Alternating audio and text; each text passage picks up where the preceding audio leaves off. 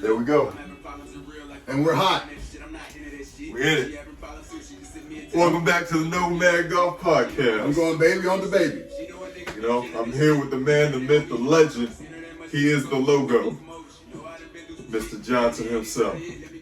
Thank you for that wonderful introduction, MJ. The man, the myth, the legend. That is true. More myth than legend.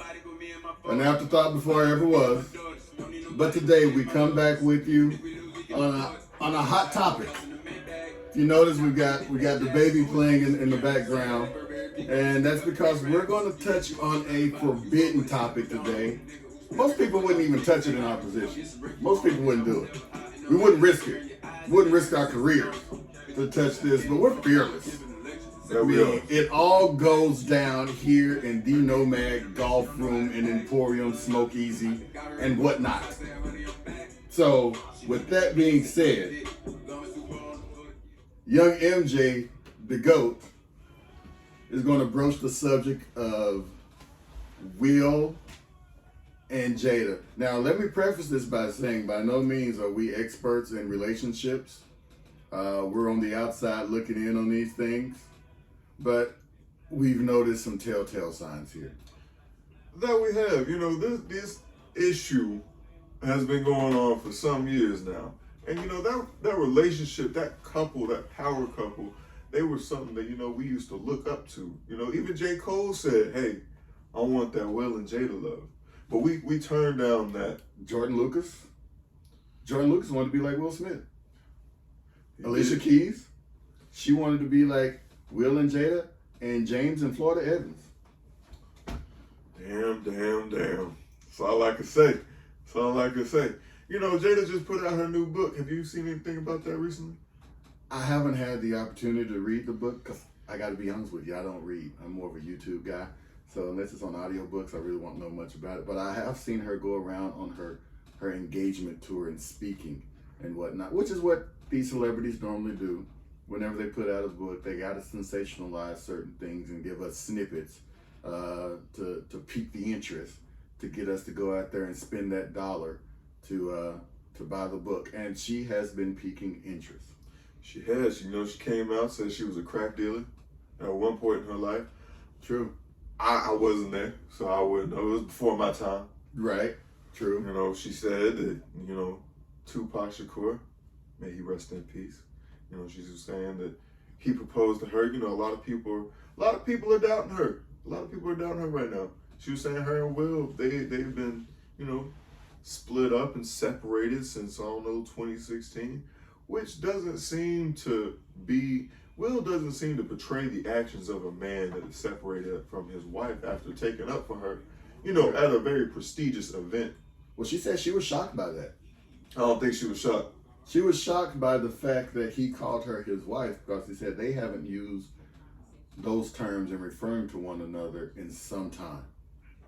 So that was the shocking part for her. I'm speaking from her. This is what she said in one of her interviews. I don't know. I think when you're in that world, in that celebrity world, one, I mean, they're both actors and actresses. So, I mean, they can put on a great act for us, which I think that could be part of what's going on here. But then, too, I mean, they've been together or married, what is it, like 30 years, I think? I think it's pushing. Yeah, so, I mean, that in and of itself is still impressive. Because, I mean, the thing is, when it comes to, I think, any relationship, and marriage especially, both individuals are not going to be in love all the time at the same time. You're just not. You're humanly incapable of doing that and being that consistent. So you're going to have your ebbs and flow, your guns and butter, so to speak, for those of you who understand that reference. You're going to have that in relationships. So the thing is not to give up, I think. And I think you can look through some of the stuff that she's saying and the not response from Will, for the most part, in reference to their perception as more of a non-conventional marriage, but I think it works for them. And I think they're two individuals who come to a place in their relationship where, hey, they just said, hey, divorce isn't an option. I mean, we're not going to give up on each other. We're going to still be friends. We're going to co-parent our kids or whatever. There's some grown ass kids at this point. They are grown, true, they are grown, but still, I think I think you can look at it from a different perspective in that instead of it being a bad thing, she's just opening up to us to let us in on what they've been going through and what they've dealt with. But at the end of the day, it still appears as if they haven't given up on one another. Which I still think is a beautiful thing. 30 years is impressive. I know you're celebrating what now? For that 7-year itch, with my ex. So by his ex, he means his ex-girlfriend, who is now his wife. Right. And I like to think that she's changed you for the better. I'd like to think that too. I'd like to think that. Now, I see it on you. Some people may say, well, no, he hasn't changed for the better, because those are the people I had to leave behind. In the immortal words of Mr. Andre Three Stacks, I had to CC every girl that I CC around town that I'd rather see her smile, but I hate to see them cry. But I had to do that, right? And I am a better human being for it. And I think we all went on to live the lives that we were supposed to live, because, whatever's for you is going to be for you no matter what happens. But getting back to the Will and Jada thing, I think a lot of people are dumping on Jada because Jada's coming out telling her truth. Now, maybe the timeline doesn't add up when, Tupac proposed to her. Maybe it doesn't. But I think it also has something to do with his, Pac has been, he has been unalived. Because, we can't use certain words nowadays. Right. PC. Yeah. PC. He's been unalive for, a couple of decades now, right? True. And, she hasn't given up her love on him, and I feel like sometimes it comes off as an undermining of her love for Will. Including, she's had her daughter write him letters and things of that nature. I don't know how I personally would feel if I was in that situation. Well, I think that's just more of a testament for her and how she loves. She's not willing to give up on love. And she said their relationship was strictly platonic. There was no physical attraction there. There was just an attraction of two beings who felt as if they were soulmates, but there was no physical attraction there in the normal sense of boyfriend, girlfriend. It was more of an attraction of two like minds, two like souls who recognized that in the other party that made their bond so strong. And I guess from a standpoint, if I'm on the other side, if I'm Will, I would see that. Maybe starting out, I may not understand it, right? Even on the outside looking in, I think most people probably wouldn't be able to understand that. But being an individual who I am and knowing the relationships that I've had with females, I can see it. Because my best friend is a female. And there's never been that thought process of us having any kind of romantic relationship. We've just always been down for each other 10 toes since high school or whatever. So I can see how someone on the outside looking in would be like, well, no, there's got to be something else going on there. Because in society, it teaches you, hey, a man and woman can't be friends, supposedly. Can't be platonic. Right, without having some ulterior motive to try to do something else.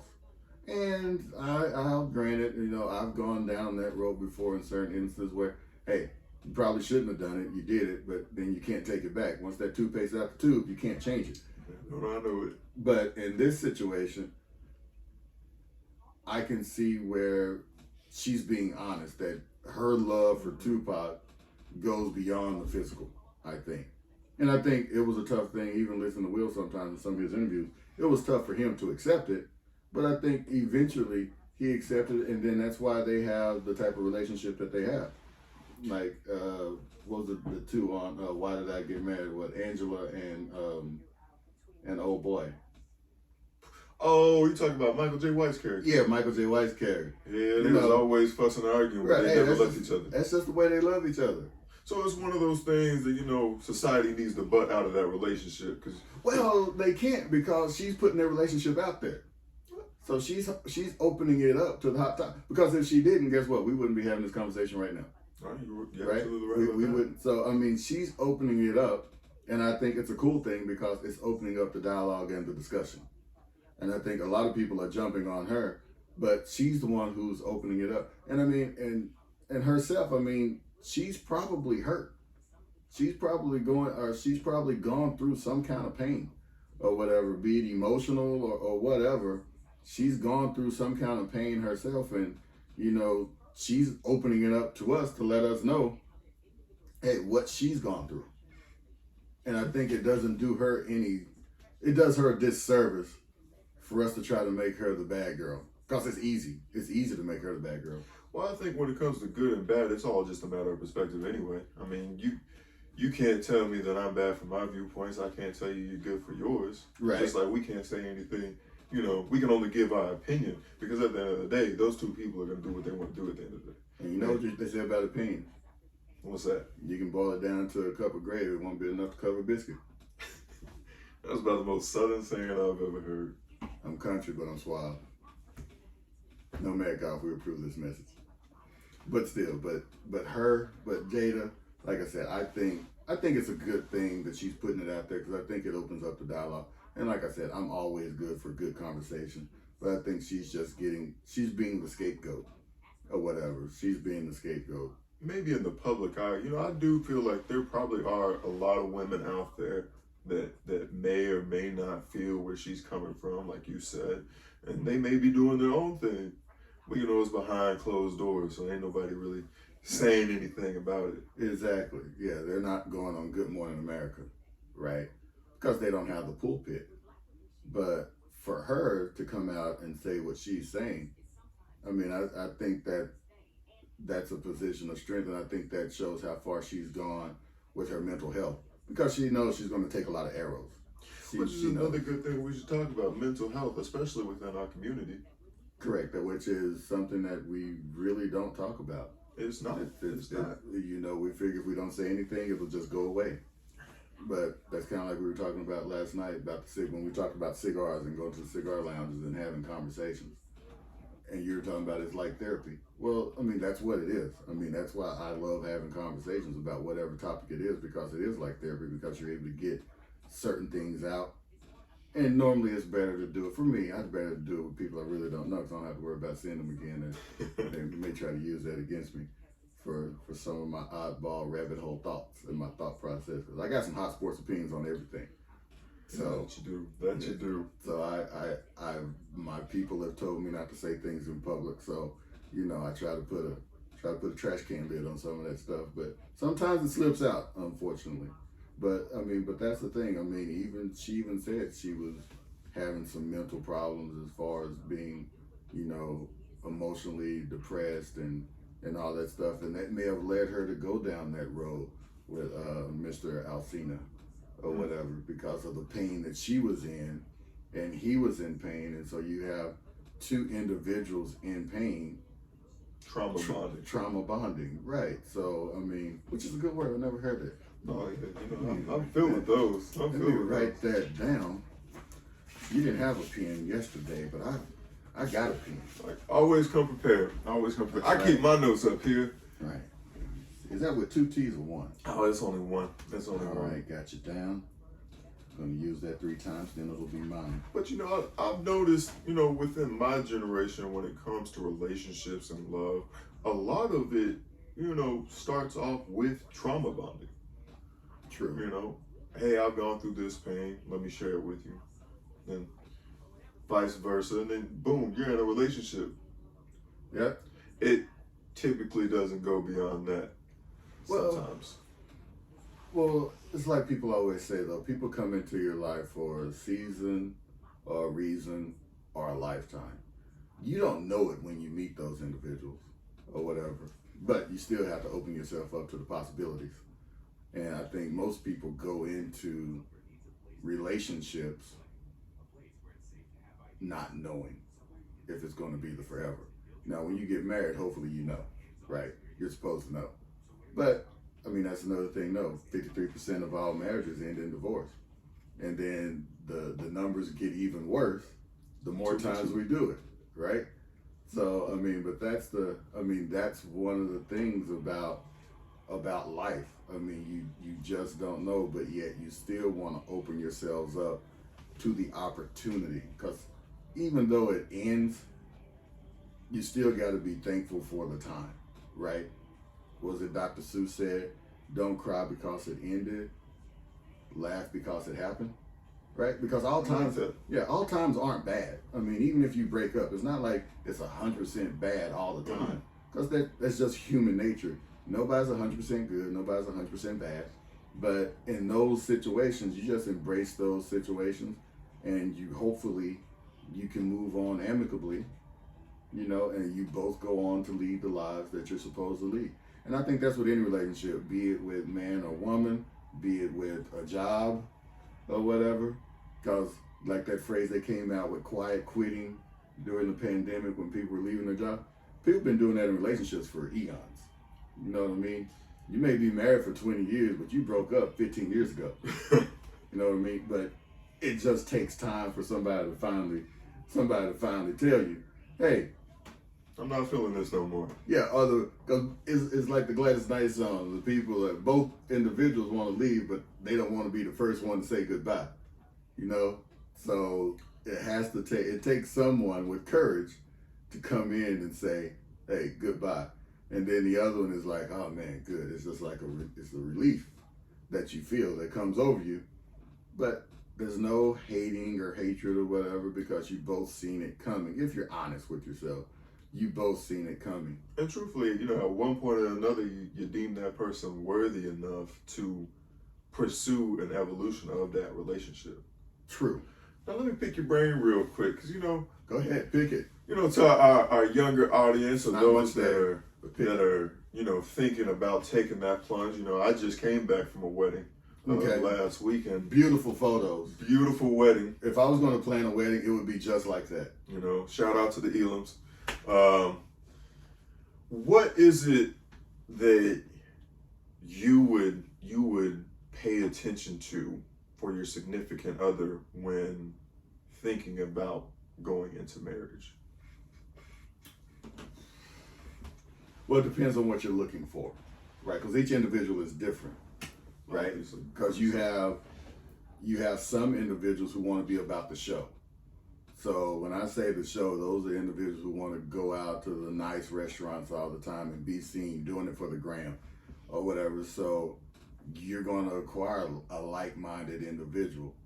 I think the problem with that is if you acquire a like-minded individual from that standpoint, that may not last. I don't think. Because if you have two like-minded individuals that are about the show, I think you're going to be missing some of the basic blocking and tackling of the relationship and the foundation of the relationship, because someone has to be grounded. Someone has to be willing to be at home and take care of home and do the things you have to do to make sure the home functions. I think a lot of times opposites attract for that standpoint in order for it to be successful. But it depends on what you're looking for. Like if you're a family person, then you want someone who is family oriented, right? Because if you want to have kids, and then you want to see how are they around their family. Or if you have kids, how are they around your kids? Are they accepting of your kids, or are they jealous-hearted towards your kids and the things that you do for your kids? Because I've seen that too.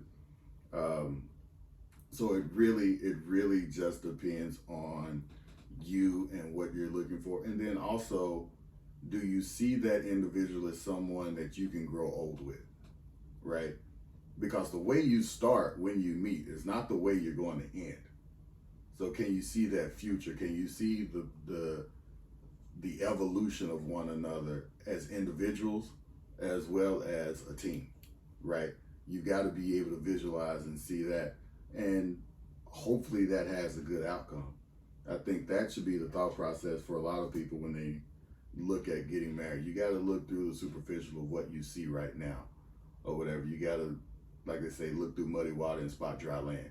You got to look past that, look at the future, and be able to see, hey, is this something that can actually grow and mature in reference to what I want to? Because you can always go out and get a party girl. or a girl can go out and get a party guy, right?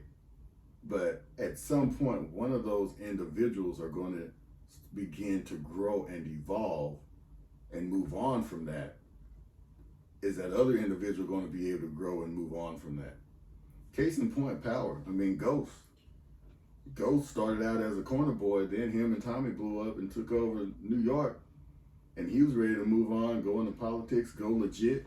But Tommy and what's her name? Tasha. Yeah, Tasha wouldn't want. They didn't want to let him go. I remember you see that in the first episode. He asked her, "What did you think I was gonna be when you met me?" And she said, "The biggest drug dealer in New York." Right. And you could see, as soon as she said that, he was kind of like, "All right, I'm done with this." Exactly. And then he met his high school sweetheart again, rekindled that.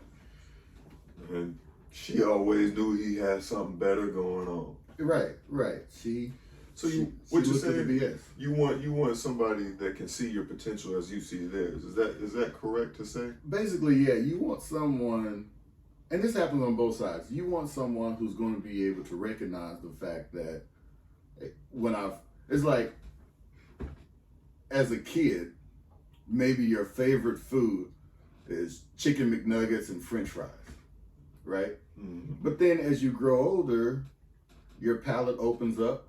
Maybe you move from chicken McNuggets to French fries to a medium rare ribeye and mashed potatoes or whatever. But yet the person you're with doesn't recognize that you've moved on to medium rare steak and mashed potatoes. They keep trying to give you chicken McNuggets and French fries. So they're feeding you what you used to like and not recognizing that, oh no, he doesn't like that anymore, or she doesn't like that anymore. She likes this. Let me give them what they like. I guess my next question on that is, how would you, or is it possible to get someone to become aware of that potential?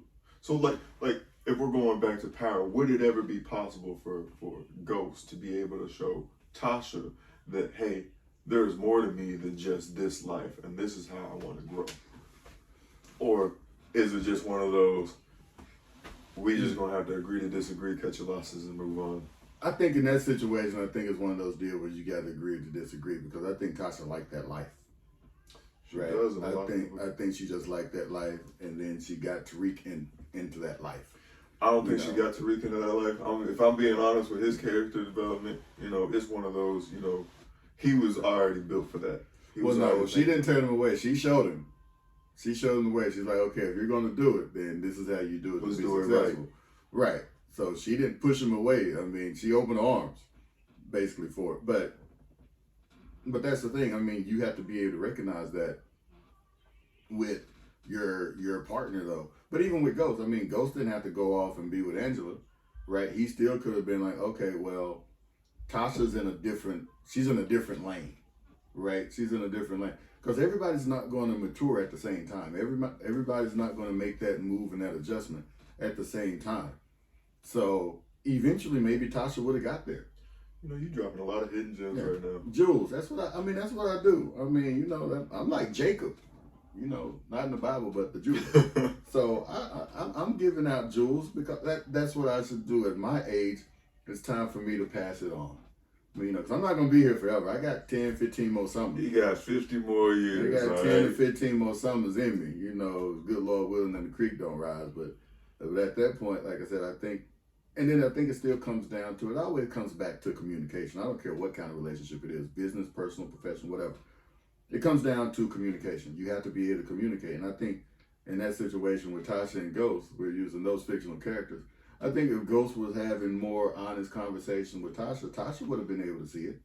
And she may have gotten to that point sooner rather than later. I don't think it's a communication problem, because you can communicate all day. I think it's a comprehension problem. Well, then that's still on you, the communicator. Yeah, you're right. But like sometimes a person's not able to comprehend what you're telling them. Like I can tell you, hey, the sky is blue. True.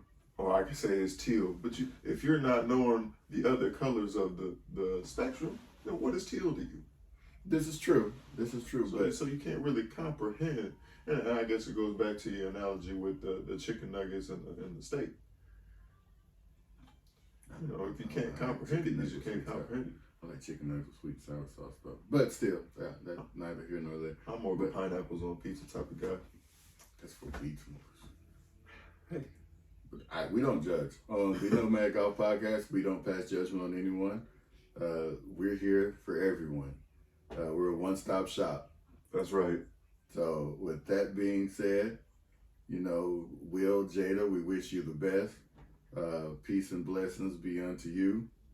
MJ, you have anything? You know, I'm just glad to be here. You know, I woke up another morning. All right, that is an ender.